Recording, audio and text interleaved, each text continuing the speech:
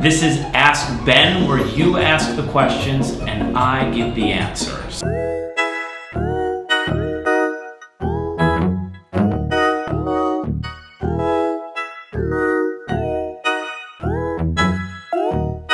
Popping on the west side, cause it's where I stay. I just made 1,000, blew it in your face. I've been going in, I'ma close the case. I can't wait no more, man, I gotta blow today.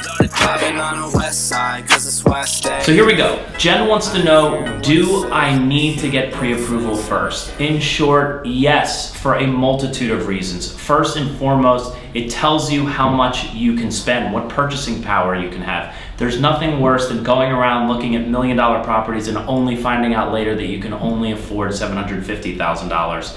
It is a change that you can never recover from psychologically. But more importantly, as a buyer, the second that a seller accepts your offer, all of the contractual leverage shifts to you.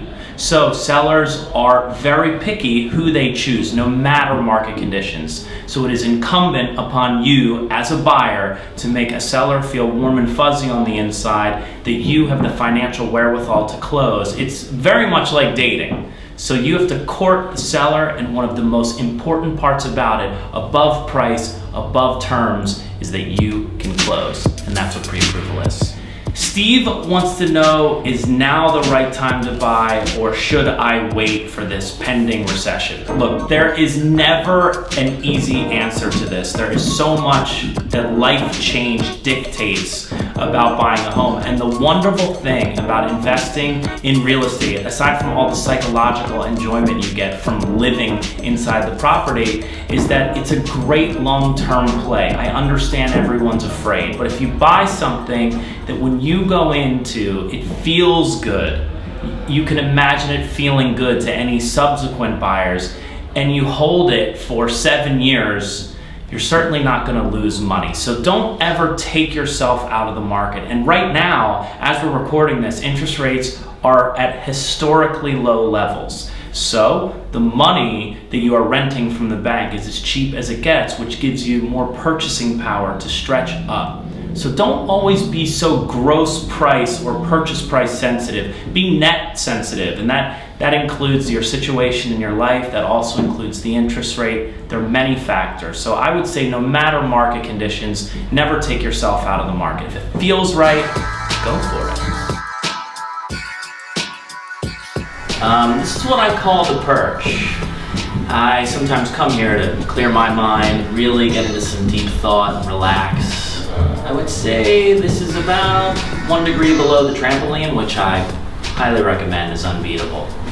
The trampoline actually, I don't like jump. Most people like come in here and they want to jump on it, but like it's really just about like bouncing just like a little bit. So see, I'm already like in a. Honestly, I put on some weight and this thing is like it's scaring me. So Tim wants to know, when will I know it's the right one? Well, we have clients who build $20 million homes custom, and at the end of the day, they go, ugh, we should have put the wine room in the pool.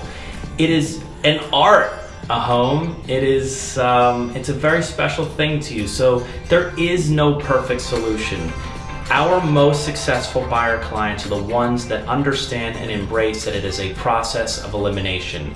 If you can get 3 out of 5 of your must-haves in priority, with, let's say, the 6th unspoken must-have being price, you gotta engage.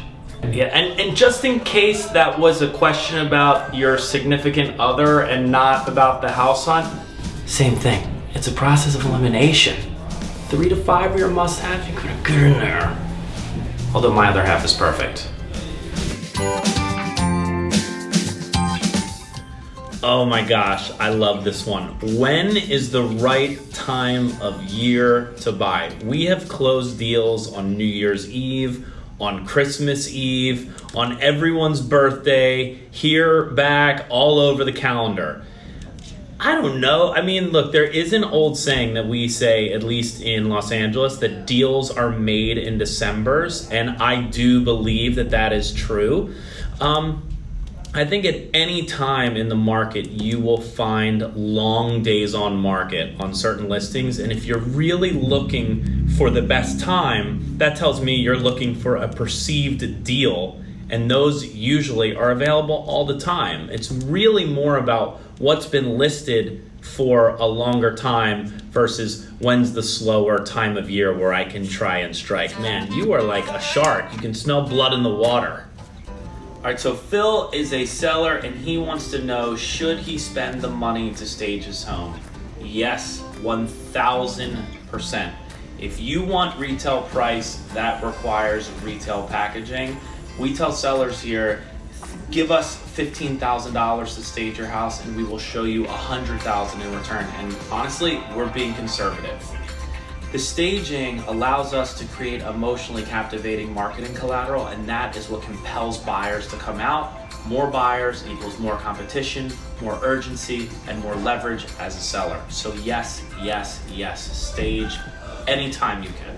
Vanessa wants to know, what do sellers look for in an offer? Well, they look for a couple things. First and foremost, is the offer clean and prepared well? And that comes from your agent, because in truth, they're not in escrow with you, they're in escrow with your agent. So how the agent prepares it is really important. Another part is that you can show the financial wherewithal to close. That comes in two ways. One, proof of funds for the down payment and your closing costs, and also a pre-approval letter from a lender. We sometimes will throw in a letter and a personal photo of our buyers that is warm and fuzzy, because just like sellers use staging to tug on the heartstrings of buyers, we will use a letter and a warm and fuzzy photo to tug on the heartstrings of a seller. And in a multiple offer situation or a bidding war, it can make the difference.